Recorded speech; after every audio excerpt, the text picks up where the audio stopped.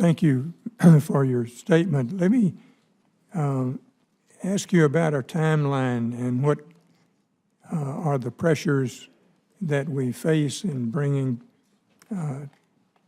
this bill to the attention of all of our members of the committee and the Senate. In your judgment, what is the impact?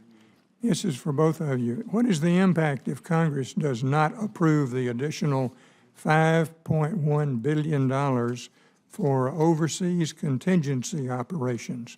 Would you have the funding flexibility to conduct an accelerated counter-ISIS fight, for example? Chairman, obviously we'll keep the forces in the field at the top of their capability. It's not only a military obligation, it's a moral obligation, and we could continue the fight. The problem is it would eat our readiness again and would deepen the hole that we're in, leaving us in an even worse situation, and it will cost even more to get out of it in the future. We have done this for several years now where we've continued to maintain the operational tempo, but without the backdrop of sufficient readiness funds to keep the forces back here at home at the top of their game, and it's worsening as we go on. Let me pass this to the chairman for his thoughts. Chairman, thank you. I think there's two things that we look to do moving forward. One is to accelerate our campaign, and the other is to position ourselves to seize opportunities. And from my perspective, not having the OCO money will restrict our ability actually to accelerate the campaign and seize opportunities. We'll lose some flexibility. As General Mattis, as Secretary Mattis has said, we'll make sure that those men and women who deploy in harm's way have the wherewithal to accomplish the mission.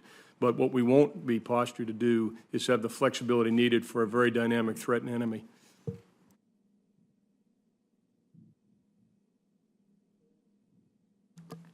Mr. Secretary, what is your assessment of the Russian aggression in Europe and the investments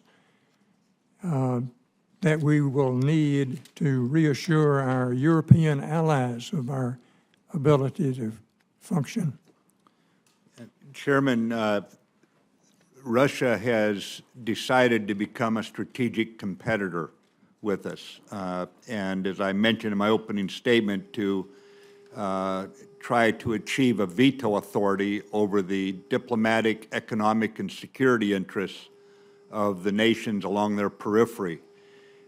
So what we have got to do is ensure that the NATO alliance stands firm, it stands united, and stands unambiguously for a unified response to any kind of Russian adventurism, such as we've seen in Crimea and the Ukraine, and with the mischief they're causing inside the elections in Europe that are ongoing.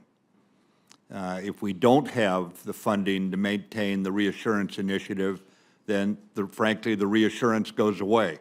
It's as if we're denying a reality that has been pretty revealed to us over these last several years. So I strongly endorse the European Reassurance Initiative, and I noticed that the NATO alliance has reversed its reduced funding, and overall the funding has risen for the first time this last year. So they're also online to maintain their level of commitment.